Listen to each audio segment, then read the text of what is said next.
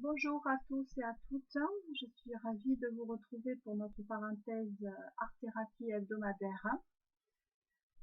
Aujourd'hui, nous allons travailler sur un atelier pour nous permettre d'identifier donc des souffrances, qu'elles soient émotionnelles, relationnelles ou professionnelles. Donc dans ce climat un peu d'épidémie, de coronavirus, beaucoup de sentiments, de sensations peuvent émerger, et donc nous allons, à travers cet exercice et cet atelier, réactiver le pouvoir de vie qu'on a en nous, et le pouvoir d'agir que chacun peut mettre en œuvre pour transformer l'épreuve qu'on traverse, hein, que ce soit voilà, au niveau émotionnel, relationnel, professionnel, et de le transformer donc en quelque chose de positif, et quelque part d'être acteur dans la création de votre futur et de ce que vous aimeriez voir changer dans votre vie future une fois qu'on sortira donc de cette situation. L'objectif est donc de réduire le stress et la peur, l'anxiété occasionnée par cette situation, maîtriser éventuellement la baisse un petit peu d'adrénaline, si c'est en lien avec le travail, soulager, accompagner et prévenir, donc prévenir l'après, voilà, d'une situation où on est tout le temps enfermé, se réapproprier les espaces, se réapproprier des habitudes, et pourquoi pas de nouvelles habitudes, puis donc élever notre perspective et changer de regard sur les situations.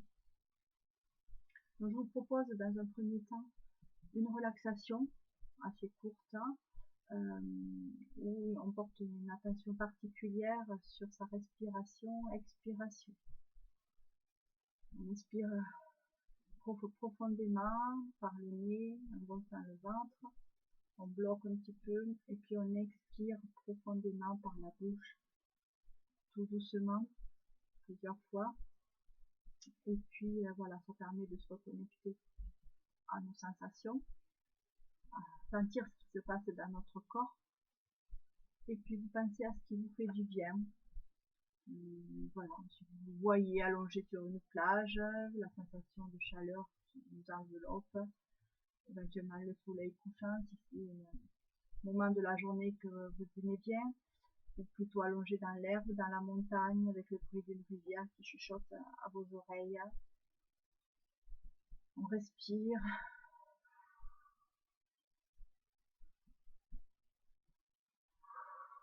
Voilà, plusieurs fois de suite. Donc maintenant, vous êtes prêt à créer, passer au moment donc où le processus créatif va rentrer en jeu. Donc, si vous avez un jeu de cartes, moi j'ai pris donc le jeu, l'oracle de l'arbre de vie en fait. Vous pouvez prendre tout autre jeu si vous en avez, ou bien vous feuilletez un magazine, puis vous arrêtez sur une image qui vous parle, qui voilà, évoque quelque chose, du sentiment agréable. Vous voyez, moi voilà, j'ai ce genre de cartes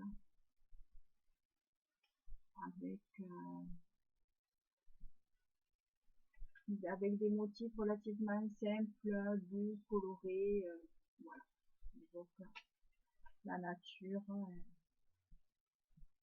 Donc vous vous concentrez sur une image et sur vos ressentis, ce que évoque cette image en vous, ce qu'elle éveille au niveau de vos sensations.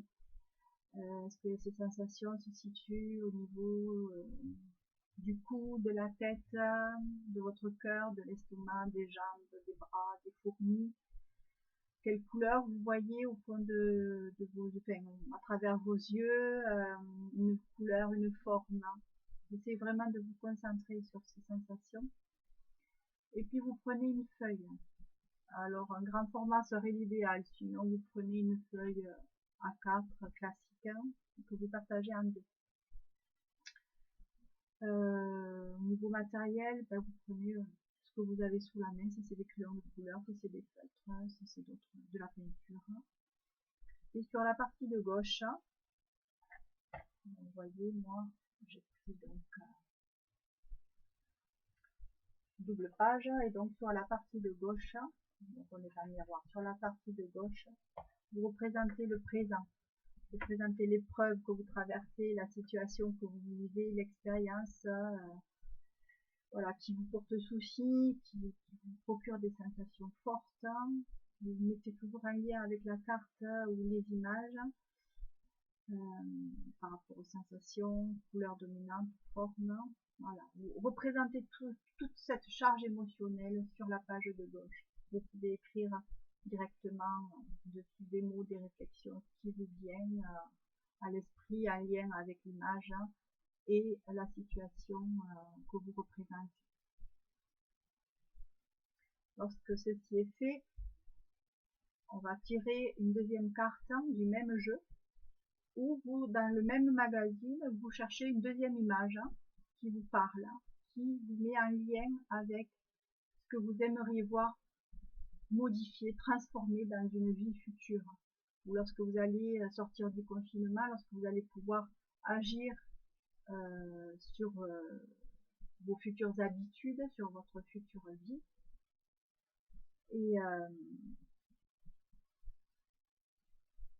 Et donc vous intégrez cette image, vous intégrez ces sensations que cela vous évoque, vous l'intégrez et vous le représentez sur la page de droite, sur la partie droite de votre page, de votre feuille. Voilà, donc sur cette partie droite, alors ça peut être un lien, ça peut être avec des mots, des expressions opposées à la première partie, puisque la première partie était ce que je vis actuellement, et la partie de droite est ce que je voudrais que ma vie soit dans le futur, ce que je veux transformer, ce que je veux modifier. Comment est-ce qu'en fait je peux créer de toutes pièces ma future vie pour qu'elle soit plus en accord avec moi-même, ou qu'elle me rende plus heureuse, ou que si c'est dans le travail, que je sois plus efficace, que les choses se passent mieux, que je sois dans de meilleures dispositions pour que les choses se passent comme je le souhaite.